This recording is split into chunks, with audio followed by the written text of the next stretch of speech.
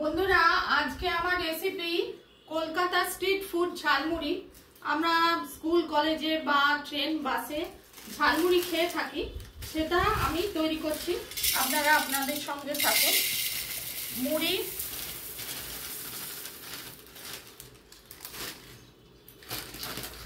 চানাচুর, এটা তো আর এমনি গ্যাস ফ্যাসের কোনো প্রয়োজন লাগবে না, গ্যাসের কোনো প্রয়োজন লাগবে না, সেই জন্য এইখানে আমি দেখাচ্ছি। একটু আলু সেদ্ধ, চানাচুর, আলু সেদ্ধ, একটু বাদাম ভেজেছি, বাদাম, একটু ছোলা,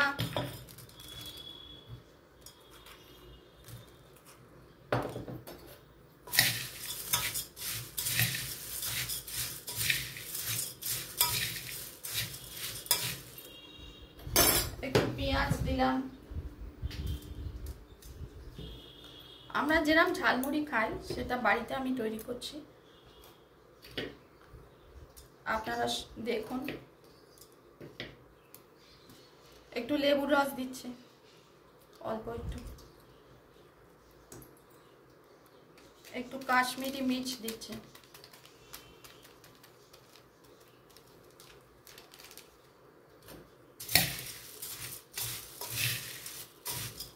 ছোলা, চানাচুর, কাঁচা লঙ্কা, পেঁয়াজ,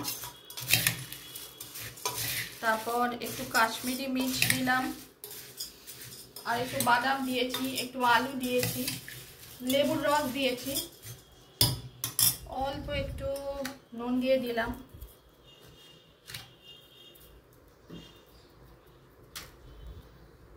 একটু সর্ষের তেল দিচ্ছি।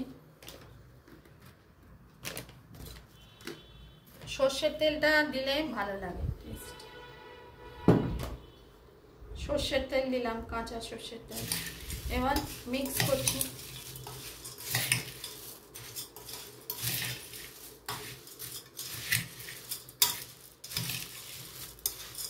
রেসিপিটি পছন্দ হলে লাইক করবেন, চ্যানেলটিকে সাবস্ক্রাইব করার অনুরোধ রইল।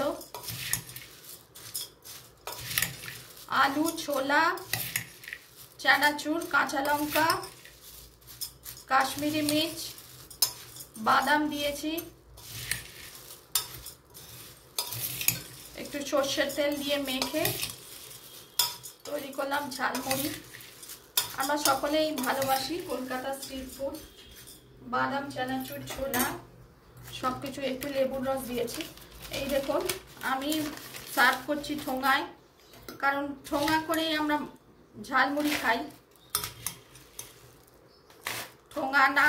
ঠোঙায় না খেলে মজা আসে না।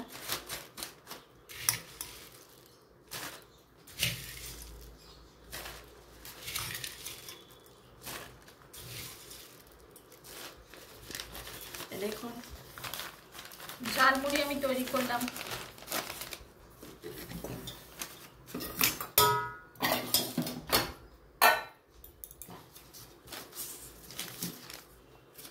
আলুও দিয়েছি এর মধ্যে একটু।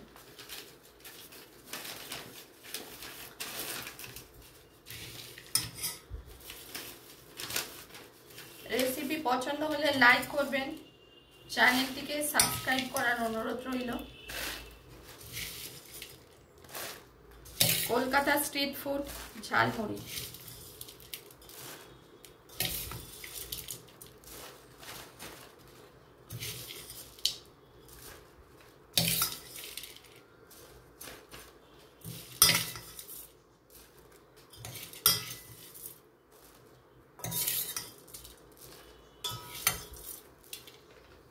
দেখুন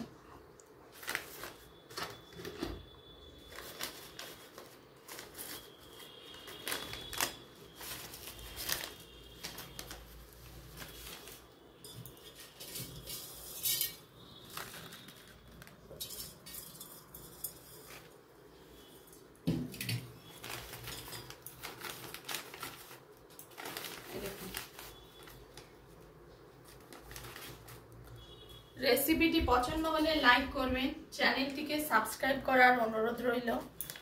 কলকাতা স্ট্রিট ফুড ঝালমুড়ি। আমি ঠোঙায় করে পরিবেশন করলাম।